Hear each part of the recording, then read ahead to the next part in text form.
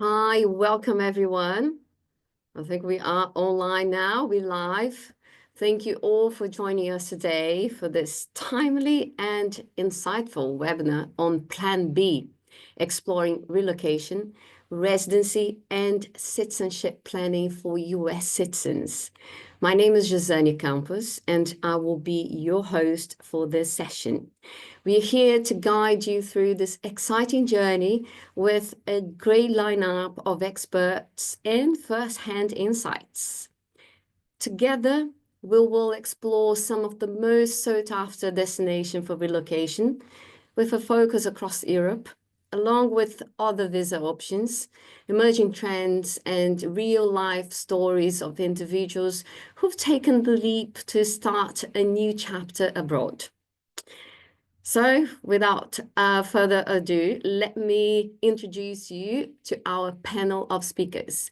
So, from GCS, we have Patricia Casaburi, our CEO. We have Laura Madrid, who is the research lead at Global Citizen Solutions Intelligence Unit. We have Adalberto Puca, head of European programs. We have Joe Rice, head of citizenship programs, and Yelena Sivchev, who is joining us. She's head of strategy. And I also would like to introduce you to two of our clients who bring a unique perspective to the table. We have Jeff Graham, a project manager navigating his path to global mobility. And also Leah Klass, an author and global entrepreneur with first-hand experience in this space. So now all of you with us here, our session will be interactive, so feel free to jot down any questions as they arise and engage with our team online. We are here to ensure you leave this webinar with actionable insights and inspiration for creating your own Plan B. So let's get started. I will start with Laura Madrid Satoreto. She's our research lead, and she is behind the latest research and trend reports on global mobility, all published by the Intelligence Unit. Hi, Laura, how are you? Hello, I'm fine, thank you. Nice to have you here again. So, Laura, we have lots of guests, as you can see, so I'm going to jump straight to the question. Are you able to share some statistical trends showing increasing numbers of Americans considering or moving abroad? Let me mute. Yes, yes, sure. When it comes to statistics, the Association of Americans Living Overseas, ARO, estimates that approximately 5.5 million Americans currently live outside the US. And key destinations are Mexico, Canada, the UK, Germany, and Australia.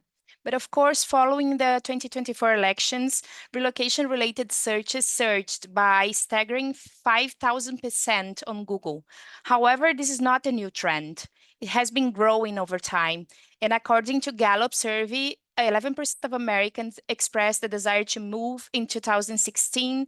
16% of Americans expressed the same desire in 2020 elections, and now 21% expressed the desire to move after this year's election. At GCS, we also experienced a similar trend. And again, when it comes to destination, Canada and the United Kingdom are top destinations due to language and cultural similarities, but notably 6 out of 10 top destinations are European countries. We talk about Portugal, Spain, Greece, Italy, Switzerland, the Netherlands, Nordic countries, and Malta is increasingly being mentioned as a top destination.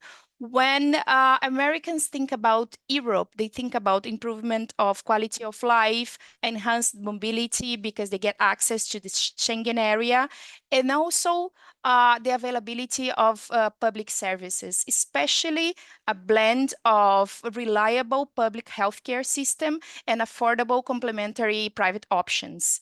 And then, of course, they think about countries like Portugal, again, Spain, Italy, and other European destinations.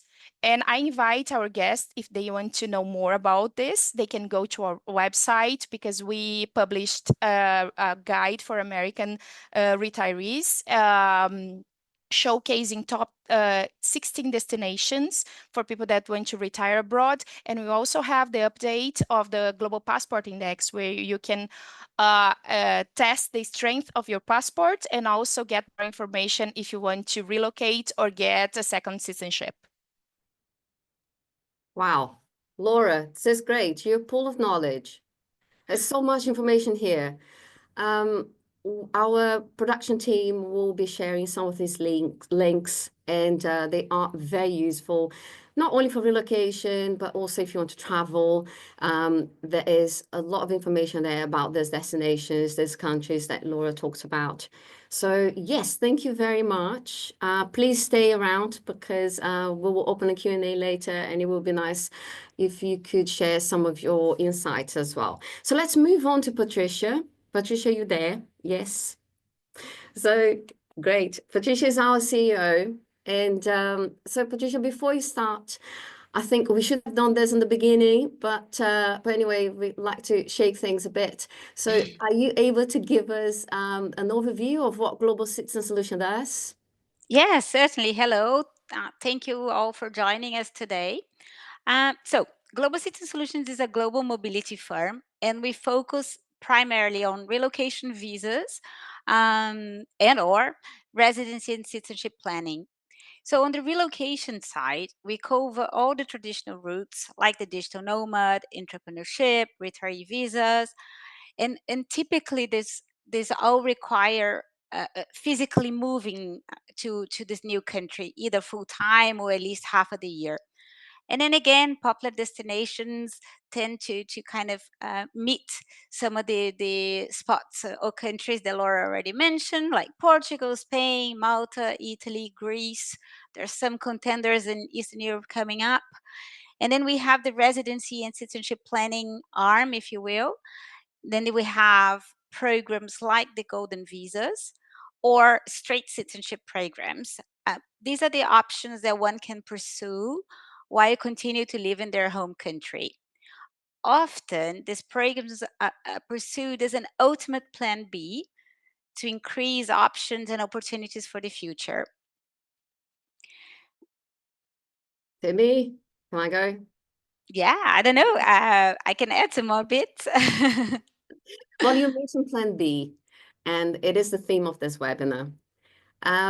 I'd like you to give us a clarification on, or a further explanation on what the Plan B entices.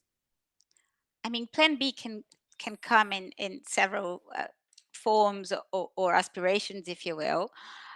Typically, here we look at it as residency and citizenship planning, um, and they can come in handy in times of political instability, which we're all experiencing to a certain degree at the moment, or economic downturn. That's kind of all these types of programs emerged. It was, in 2008.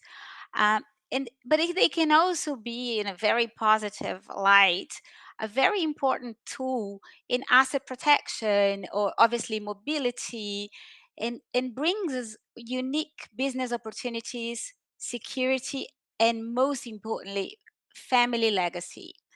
We find that the people that are looking for these types of solutions, they are aiming for, again, resonating what Laura already said, a high quality of life, access to public services, affordable living expenses, and safety. And then obviously this investment also opens many doors to future generations. Thank you. Sorry, just not being very quick with my microphone here. Right, so Americans. We talked about the Plan B, which is the theme of the passport, and the passport, I mean, the webinar. And this webinar, we have a lot of US citizens watching us. So, Patricia, very straight question. Is it possible for Americans to establish residency or citizenship in other countries? And which countries are more popular with Americans? Well, absolutely. Okay, I would say that in Europe, the most popular countries, being a bit repetitive, Spain, Portugal, Greece, Malta, Italy. Then we have Canada, which is a very strong program for Americans due to the kind of both geographical and cultural proximity to the US. And then we have places like the Caribbean or Turkey. They are becoming more and more popular with Americans too. Our colleagues will follow up, will give you kind of the full lowdown of the most popular options across the globe. We'll try to be brief because there's quite a lot to get on. And we'll kick it off with Puka, who will explore and explain a little bit of the most popular European options.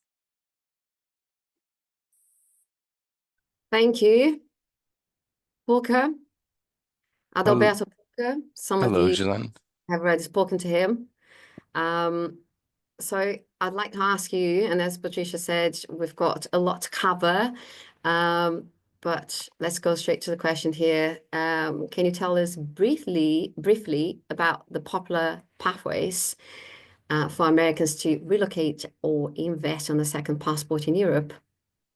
Brilliant. No, thank you for the question, Ghislaine. It's been a very interesting last few weeks since the election, but even beforehand, with everyone considering the various options available.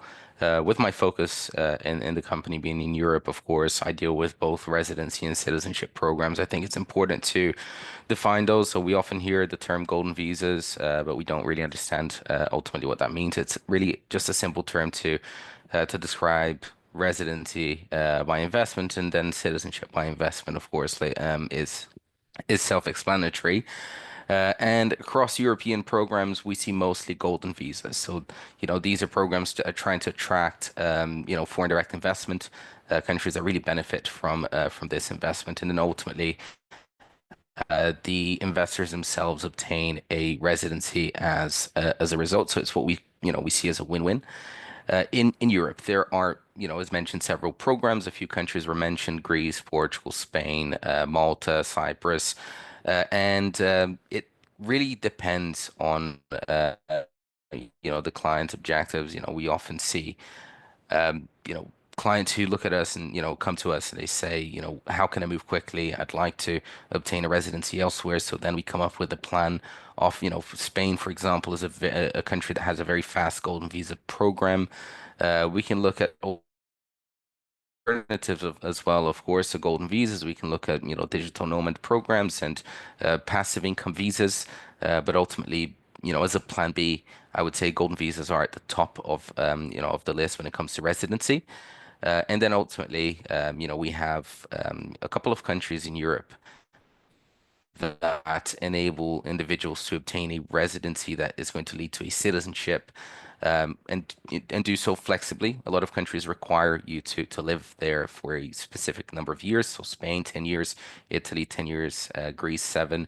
But two countries come to the forefront, those being Portugal, with a very flexible path to citizenship. You just need to live there for 7 days per year. And you also have Malta, which, when we look at a plan B, it's sometimes what we put at the very top of that pyramid as the ultimate plan, because it is, although not a citizenship by investment per se, it is the fastest citizenship program in Europe. Clients would often, take anywhere between 15 and 18 months before they have a passport in hands.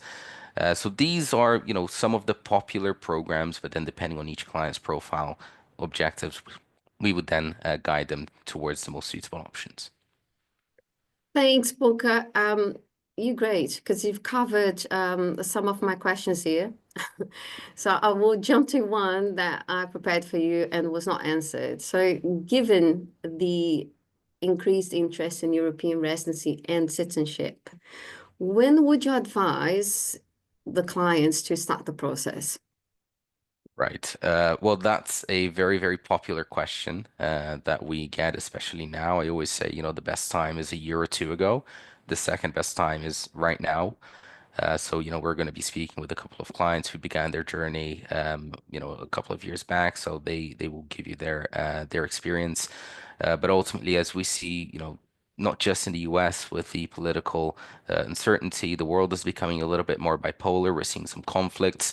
So these programs are becoming very, very, in demand.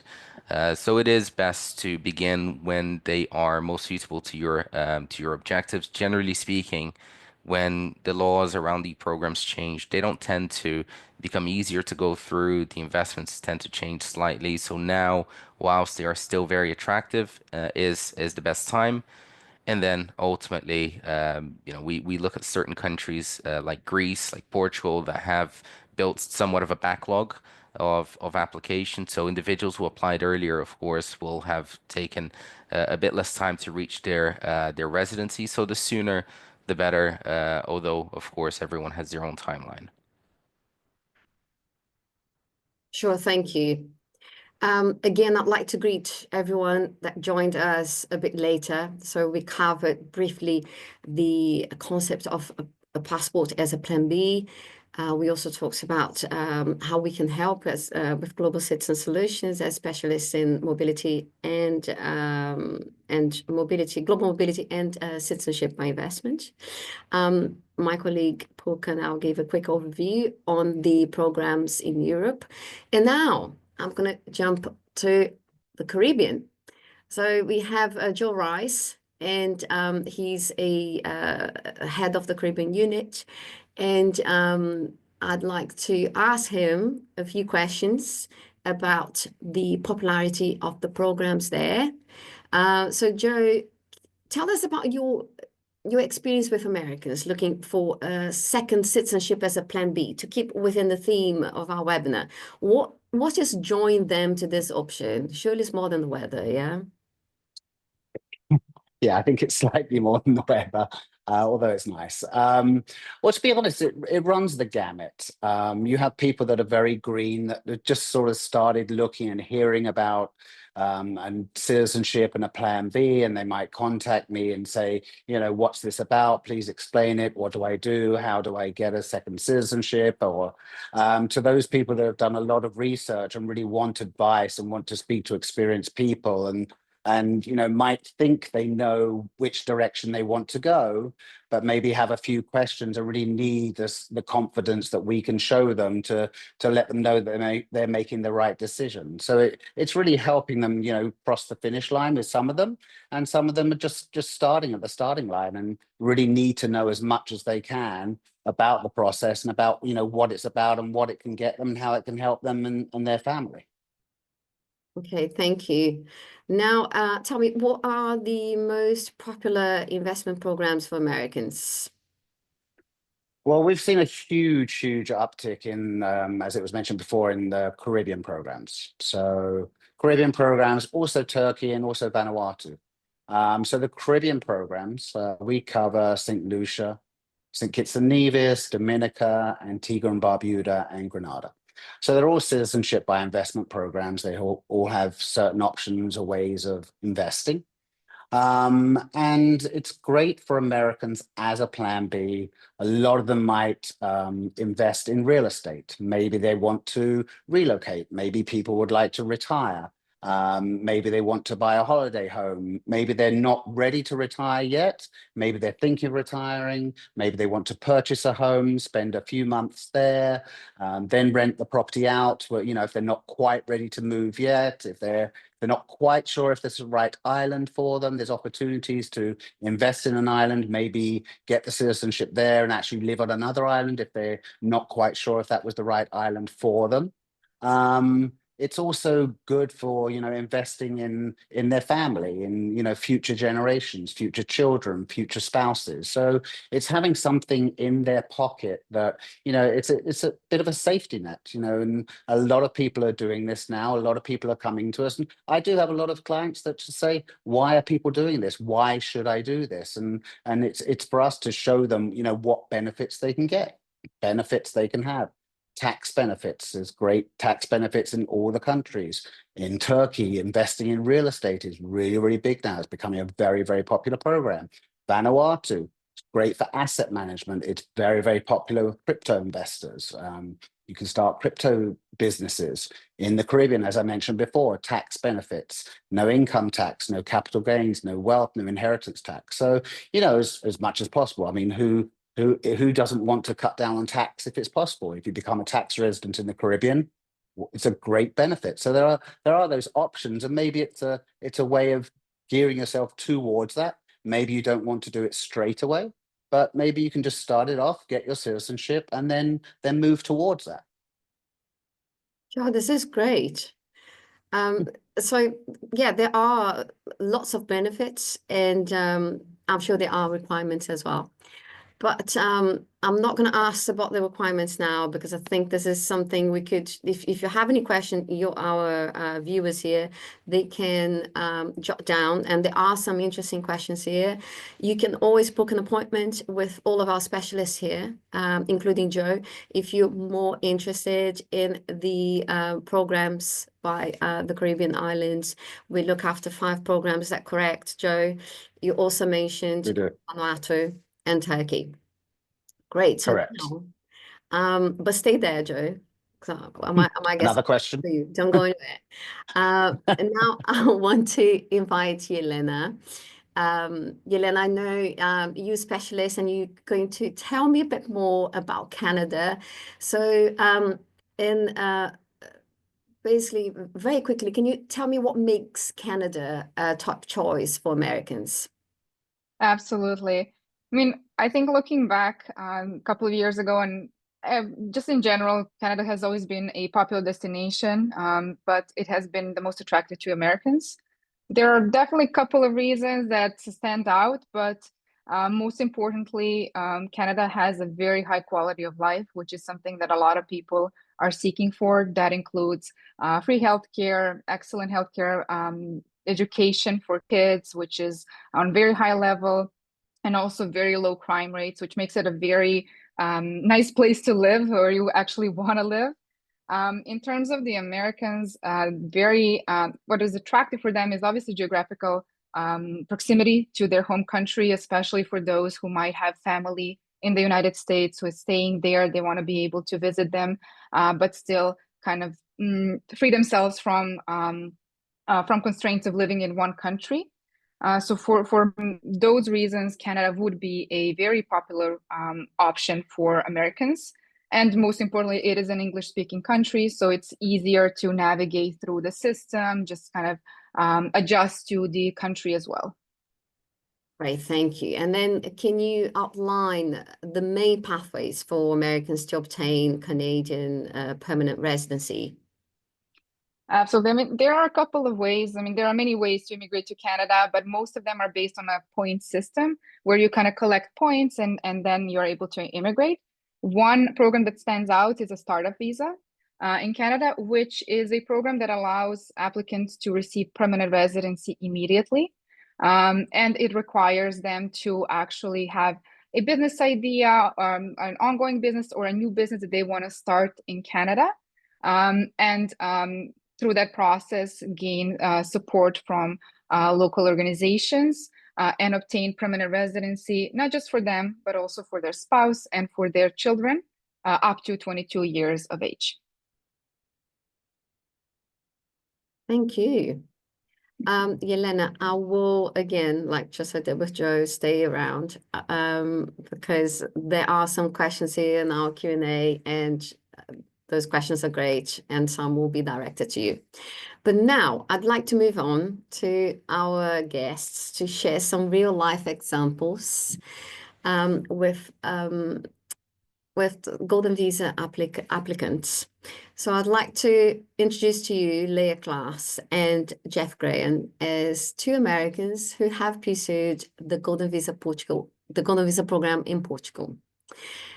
I wanted to highlight how their stories can reflect the feasibility of this pathway and its potential benefits. So I'd like to start with Leah. Leah, how are you? Hello, good to see you. I'm doing very well, thank you. It's a sunny day here near Washington, D.C. Nice, yes, I can tell. It's quite bright there, but I thought you just had those amazing lights. But no, it turns out it's the sun. Fantastic.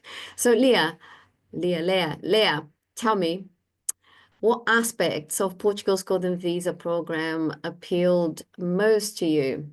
And how did it align with your personal or your professional goals? So the aspects of the Portuguese Golden Visa that appealed to our family had a lot to do with the fact that my husband and I met while we were both overseas. We've both lived and worked and studied overseas in different places. I speak Spanish and Portuguese, and we have children who are now in middle and high school, and we wanted to give them a generational gift. Essentially, we had enjoyed our time traveling and working overseas so much, and we thought, what a wonderful idea to give our children these options of living and working overseas without having to seek out a company that would sponsor their visa, for example. And yet we live here in the US and we work here also. So the other aspect of the Portuguese Golden Visa that appealed to us was that it was not going to require, 6 months living in Portugal. It requires far less. And so what we've been able to do as a family is to go during our summer school vacations and holiday vacations. And it's been a really convenient way for us to get to know the country, for the kids to improve their language. So those are two of the things that we looked for, was really looking toward the future. My husband and I are also planning to retire in Portugal, but that's not for quite a few years yet. So this has been a really good experience for us. So a generational gift and the flexibility. I love that. I love how you put it that way. Leah, are you also able to share with us what benefits have you or are you experiencing from pursuing this visa option? I think you mentioned a few things, but I'd like to know if it's if you're also looking for further education goals for your family. Yes, I can speak to that. Having worked through the Americas and using my Portuguese and Spanish in business, personally, I see this as there are many professional opportunities for myself. Even with the residency, prior to gaining citizenship, I'm able to start my own company in Portugal and be flexible and hopefully work with other countries in the Schengen zone. And then as far as education benefits go, besides the fact that we're dedicated to raising global children who are multilingual, this gives us an opportunity to do that. We're also considering sending our girls to do study abroad in Portugal. And looking at the high costs of university education here in the US has made us think a lot about how they could possibly go do their undergraduate studies in Europe. This would be wonderful for us as a family. And I think for them, it would give them additional social and global social education that you can't get unless you go far from home. And we have in our few summers in Portugal, we've established lifelong friendships with people who we exchange greetings with at the holidays, who come and visit us when we are in different parts of Portugal. And it's just really enriched our lives as we expand, our feelings of home in a new place. How many times did you travel to Portugal since you started your application? Let's see. I want to say, I wish I could remember, which indicates more than a few. I think 4 times with the children. And this, in the latest edition, we have been renting, doing long-term apartment rentals. So spending a month in a new city each time so that we can get to know what the different parts of Portugal are like, so that hopefully our children can make some friends locally and feel that they're a part of the culture. And we can understand what our life would be long-term as retirees in the future, or if our children go to university in Portugal and we decide to accompany them, we can really get a feel for the different cities and all the different energy that each place has. Sure. And Leah, finally, can you share some tips for anyone that's watching us and working on their plan B? What is it Yes, that I you can think share that with them? I think What can we share with them? our family feels that the more options, the better. And we would much rather feel prepared in a time of the unknown We would much rather focus on a positive goal that we're working toward in the future than be paralyzed by fear or be sort of putting things on pause due to expectations that we cannot manage because we don't control outside forces. So this, starting our golden visa process, we did that actually back during the pandemic, and starting it with a company like GCS that gave us a lot of help from understanding the society and holding our hand through a lot of processes that require patience, that are bureaucratic, with both the Portuguese government and getting our documentation here in the US. Having a company that said, you're on the path. They reminded us to relax and enjoy, to come to Portugal and take a deep breath, and not to worry about some of the things we worry about here in the US. I would recommend that people looking into this remember that once you start on the path of preparation, you can relax and take a deep breath, knowing that you've taken steps to ensure that you can have the future that is right for your family. That's amazing. Thanks for sharing your story with us. Thank you. I know it's hard, and it's also the time zone. You're in Washington, and yeah, thank you so much for making time to be here. And there are a few questions here, not a Q&A, so they're going to come back to you in a bit. But I'd like to ask Jeff now some similar questions, but a little bit different. Hi, Jeff. How are you? Hi, Jazane. I'm great. Thanks for inviting me.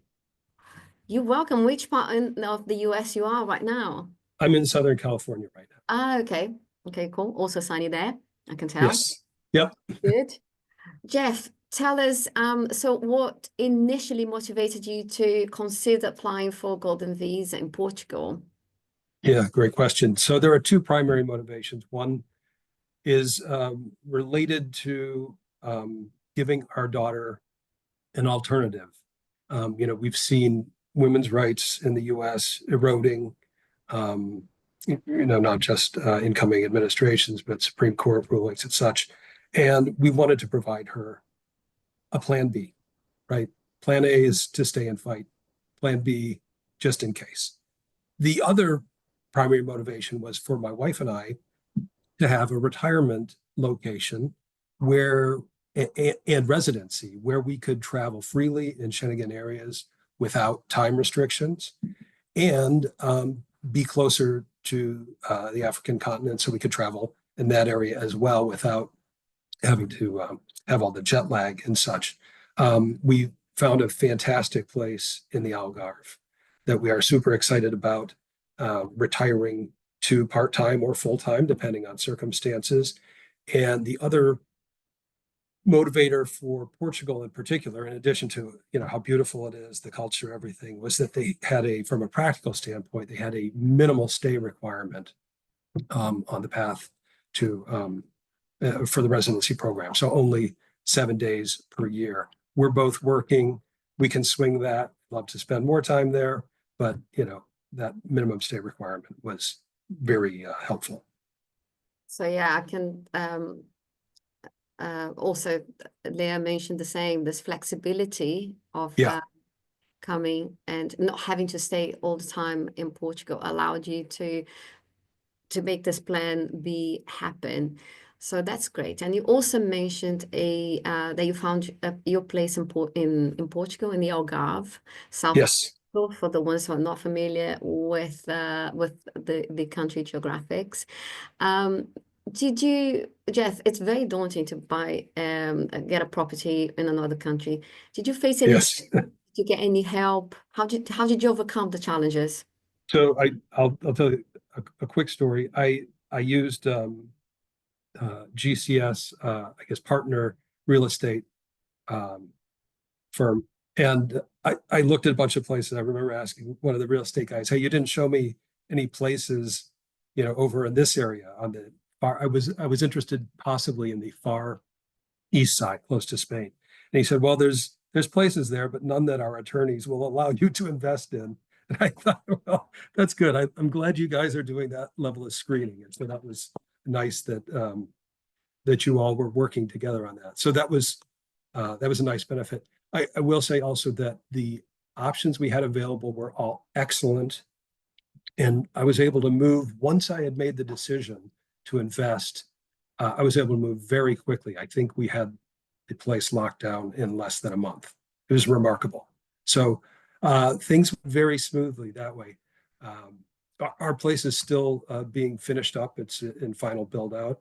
So, we've had to be patient. I guess that's a kind of a theme and something that I would say, repeat what Leah said about having patience.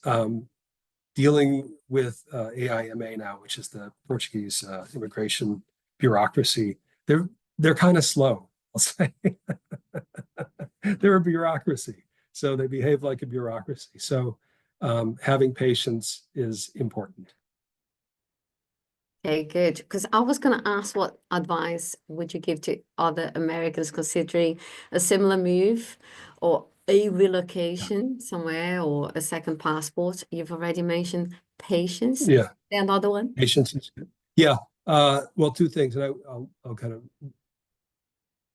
emphasize something that Leah mentioned, which is the peace of mind that comes with having taken action is something, I mean, really consider that.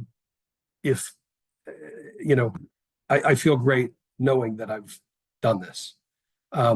There's a lot of other reasons. Patricia mentioned, having the ability to put assets in other locations is nice also.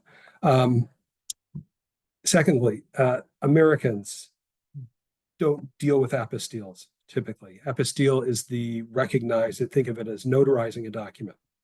In Europe, notaries aren't recognized, apostilles are recognized. We don't deal with them much here.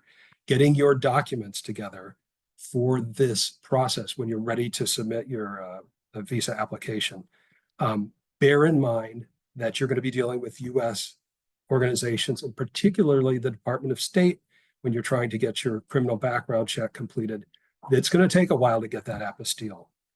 And documents expire in Portugal somewhat on an accelerated timeline. So just keep in mind, when you get ready to submit your documents, have a good plan in place for getting those apostilles done. Amazing. So get your homework done. So Yes. it's ready when you submit the document. Yeah. I would like to highlight that you and Leah mentioned the retirement plan, and that's very important because Laura can also chip in if you're free, Laura. We have put together a retirement trend of Americans.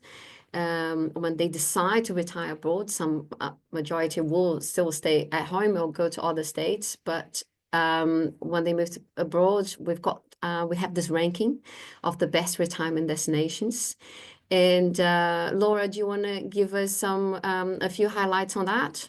Yes, absolutely. So we put together this report on it's a retirement guide for American expats. We analyzed topics related to tax optimization, quality of life, migrants acceptance, English proficiency, everything I think Americans should think ahead when they're trying to relocate. And in the top positions, we have countries like Spain, Portugal, Canada. We also analyze countries that are more close to the US, like Costa Rica, Mexico. There are countries that also US citizens would like to retire or to relocate. But when you're talking about second citizenship or Plan B, European countries are in the top positions. So we already put the link in the chat. So people that want to check the whole index, they can go to our website.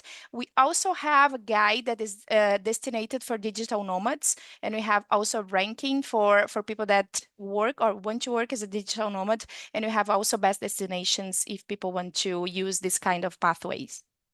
Thank you. This is great. I'd like to, well, we've got lots of very interesting questions here. I want to address all of them. First of all, I'd like to thank Leah and Jeff for sparing their time, their very busy times to be here with us and share their experience. before I jump to the Q&A, I have to ask Joe Rice one question.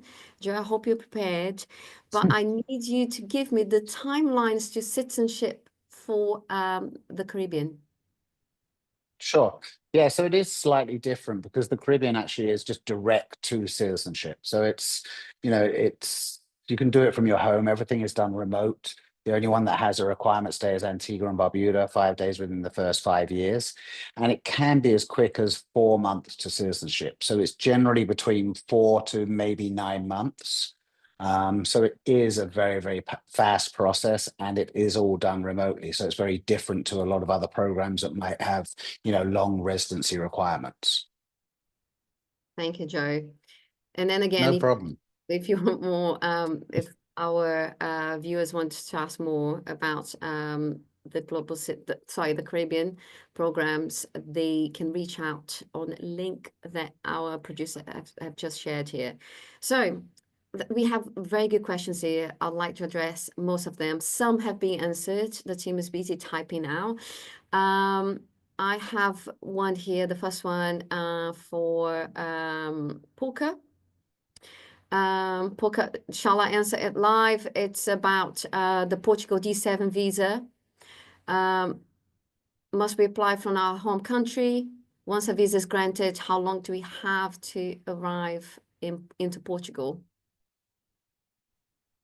Sure. I sent a answer on the chat, so anyone could refer to the Q&A on there. There is a more detailed explanation, but the application will happen through a consulate in your country of residence or citizenship.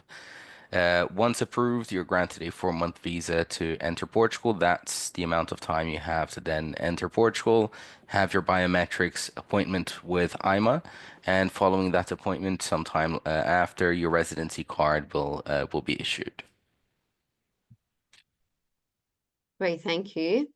So I'm just checking all the other questions as well. Please address if we're just thinking about it for future, given the possibility that democracy may come to an end soon. I think I need a bit more details here. So let's leave this one until we get more information. Let's go. I thought there was a cheaper version of the Golden Visa. Maybe this person is referring to the passive income visa. I'm interested in Portugal and Spain. Who would like to answer that? I can take that one. There are different programs that cater to different people in different stages of life, different objectives. So especially, we with the particular interest in Portugal and Spain. Both countries have what we call the golden visas. These were explained earlier, but they also have passive income visas. Passive income visas are designed for individuals who earn passive income, are able to sustain themselves within the country, and have a residential address. So Portugal has the D7 visa. Spain, on the other hand, has the non-lucrative visa. But selecting between the two, because these are very different from golden visas that are innately very flexible, not necessarily having a very substantial amount of time required in country. These visas require you to live in Spain or Portugal. So this is a very important consideration to make when retiring. What is your objective when you retire? Do you want to travel more? Do you want to spend more time in that country? But if someone wants to have a more in-depth discussion, a consultation, we can certainly do that individually as well. Thank you. Moving on now. Portugal Golden Visa is wonderful in theory, but there is a backlog of applicants even for renewals. My husband was able to renew automatically this year, but not our family members, so we are in the limbo. It's a bit stressful. I hear you. It is stressful. Patricia, would you like to answer that one? Or are you busy typing another one here? No, I actually already answered this Okay. offline. Yes, it's kind of it's true. And I think Jeff and Leah addressed that really well. The name of the game at the moment, it is patience. but it all comes together. I think the government has been given clear indications that they're trying to solve the backlog. There's a lot of numbers that get thrown out in the media about 400,000 applications, but these are very specific visas. I think there is a concerted effort. What I would say though, for your particular case, discuss with your legal team the option of doing an admin procedure just to make sure that the renovations happen. Is something that is working really well. Obviously, it is unfortunate, and we share your frustration that further steps need to be taken for something that should happen anyways to happen. But I can assure you that it will happen. It's really not ideal. Everyone is very much so aware in the name of there's a number of forums, news, the main broadcasts in Portugal. So it is something, but I think the government is constantly trying to address the issue. At the beginning of the year in April, they've announced a very positive change to the nationality law, which means the message is the waiting time is going to count towards your wait time. So so even though your residency cards and renewals not happening as fast as they should, you shouldn't be too jeopardized if your final intention is to have citizenship. So they try to address with this new law. We're waiting for regulation just to know precisely if they're going to be considering the time of application, the first online application, or when you do your biometrics. So we're still waiting on regulations for that. But in any case, it's a very positive news. So I mean, it is unfortunate. We share your frustration because we live that on a day-to-day basis as well, from the other side. But talk to your legal team because there's a little bit of a legal resource there that you can try to expedite your renewals. Thanks, Patricia. We have quite a few questions here. Some are really good, and I mean, all of them are really good. But I have one for Leah here. I think she'll like it. When did Leah first make her application to SEF, now extinct? It's called IMA. And when did she actually have her residency card in hand? So thank you for asking that question. I think this ties into what Patricia was just talking about, which is that there have been a lot of changes. It's been a very fluid situation. When our family first applied through GCS in the middle of the pandemic, and I think it was 2021, and we were getting in line just as the war in Ukraine was beginning, and there were a flood of refugees, Ukrainian refugees, going to Portugal.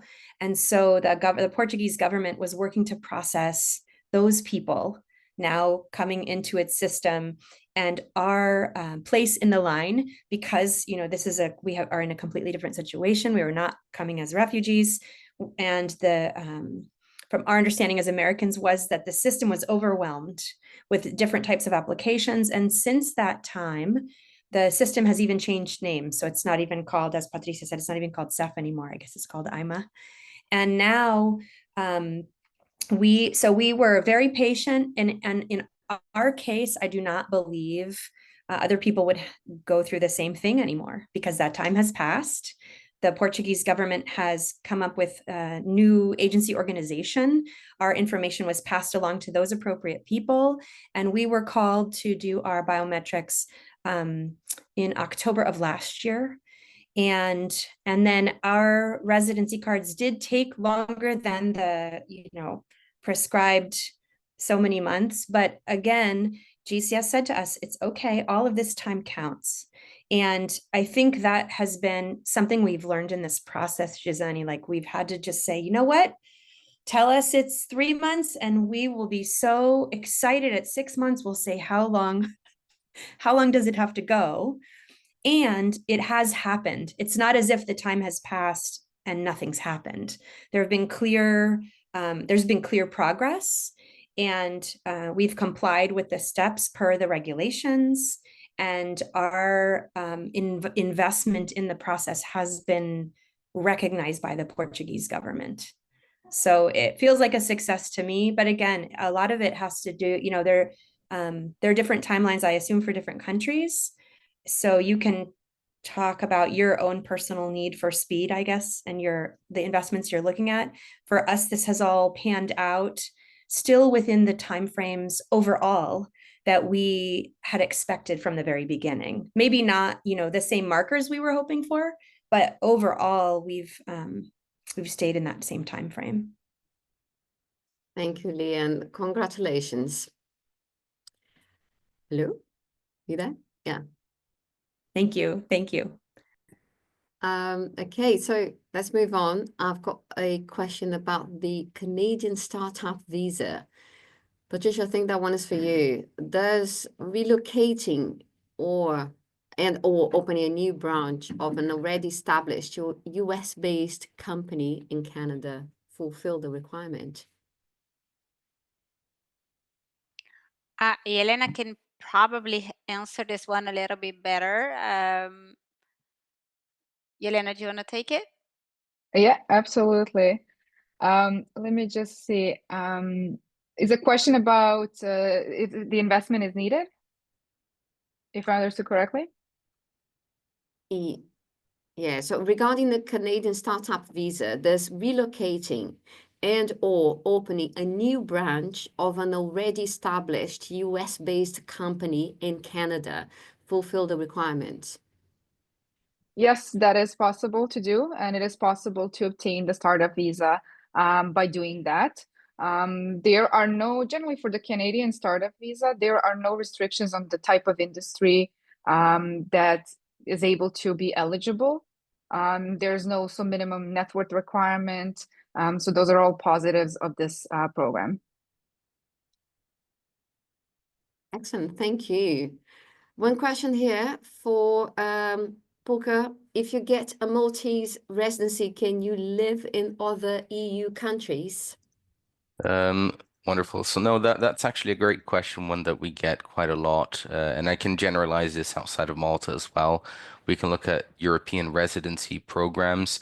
So no, a residency isn't sufficient for you to reside in other countries. So if you have a Maltese residence, that is only for Malta, the same for Portugal, Spain, and so on.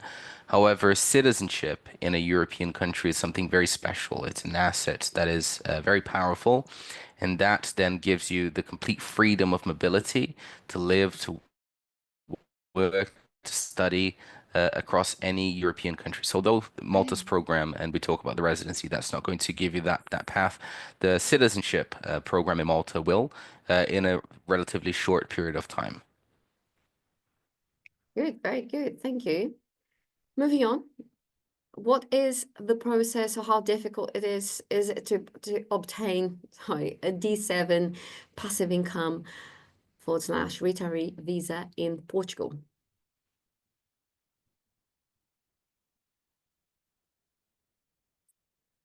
I can take that one. Okay, so how difficult it is. It's good news actually with the D visas. The process actually is working a little bit like clockwork. Provided that you reunite all of the requirements for the visa, meaning the means of subsistence here in passive income.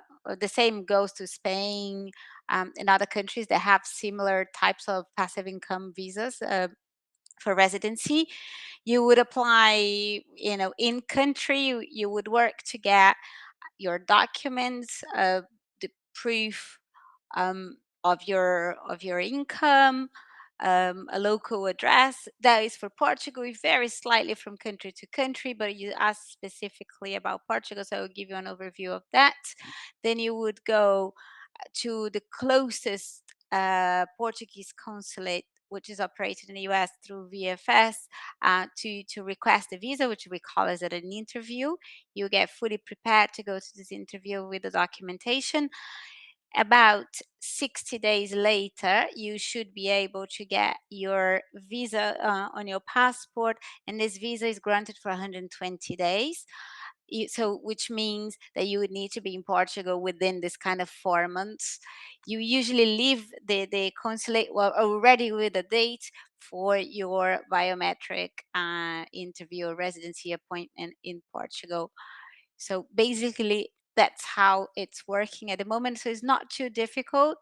It just needs to be a little bit diligent on getting through the documents, having the right assistance. It's golden. And usually what we say, look at your different, this is the golden visa that you're always looking into the future. With a D7, let's say if you're willing to, if you like to be here, ideally, let's say by August or September next year, you probably need to be thinking about starting the application in February, something like that. So because all in all, you should be looking between preparation, setting the appointment, and getting the visa. And kind of a very, very timely thing, a process of 4 months, but usually tends to take 6 to 7 months. So I hope that answers the question. Thank you. Yes, it does. Well, to me, not sure. If yeah, if you still need more clarification on that, just get in touch with us. I will read this one. It's not really a question, but it's a good example. My great-grandparents on my father's side were all born in Greece, and I'm hoping to help my father and myself gain citizenship. Well done. Yes. I'm not sure if it's possible, but I'm sure you are researching that. That is the option of citizenship by descent. If you have your relatives from far, far away and you want to research that, it's actually a very good move. So moving on, we have here what are the typical investment options that are included in residency by investment programs in Europe. Who wants to answer that one? I can take that question. It depends on the country. So different countries have different investment options. Golden visas again, as I mentioned earlier, these are investments to direct foreign investment into specific areas of the country that perhaps need a bit more attention. So some countries you can still invest in real estate, like Spain, like Greece, like Cyprus. Others, they direct those investments into businesses, into the creation of jobs, and those include Portugal, for example, through the fund investment. And then there are programs that are mostly around government contributions, sometimes non-refundable. These are generally the citizenship programs. So as Joe had discussed, the Caribbean options, although those also have real estate as an opportunity.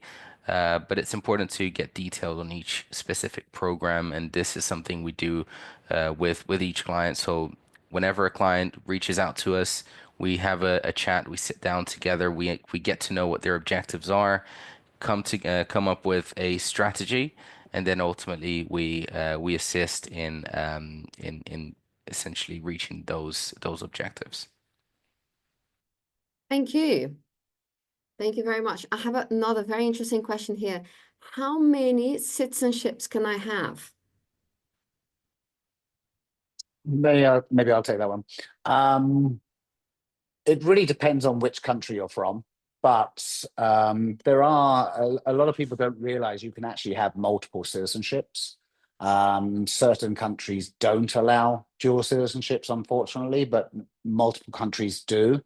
And it's a lot of clients come to us and actually don't realize that they can actually do a couple of programs at the same time. So Puka and I actually often work together with clients that maybe want to diversify assets, purchase real estate while doing, say, for example, in the Caribbean, while going through the Portuguese program. So they're doing all these things at the same time, but maybe they didn't realize they can do it. So there are actually a lot of people that have, 4 or 5 citizenships. It is possible to do.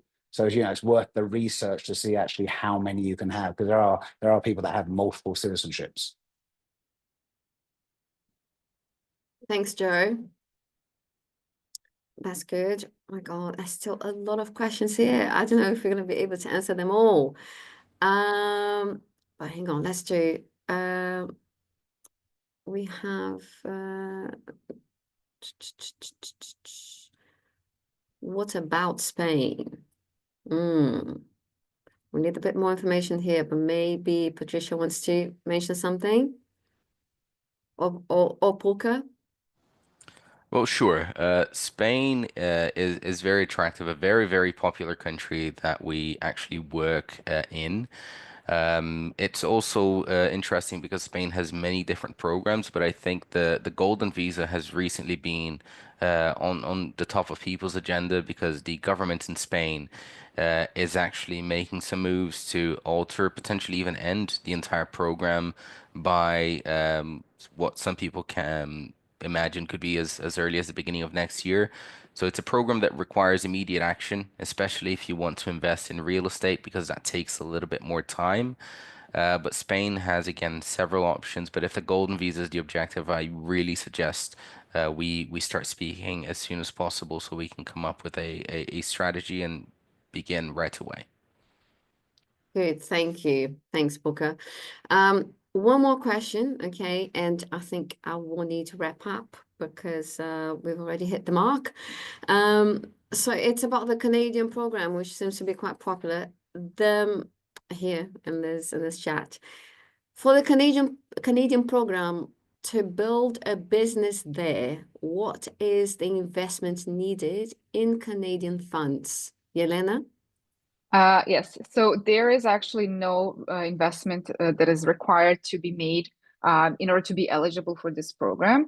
How it generally works is that you need to have a scalable business idea or a business that is seen as something that can grow and advance in Canada.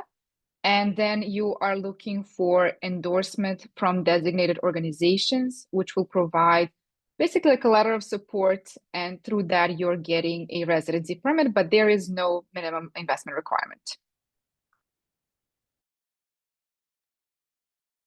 Thank you. I think that's it. We've reached the end. It's been long, but a very, very informative session. I'd like to summarize some of the key takeaways from this webinar. If you are watching us because you've been thinking of a plan B strategy, just start working on that. I cannot stress the urgency of plan ahead for your strategy. Practical steps and available resources to get you started are available everywhere, but we also have on our website, and just go to Global Citizen Solutions. You will see a range of guides and articles there.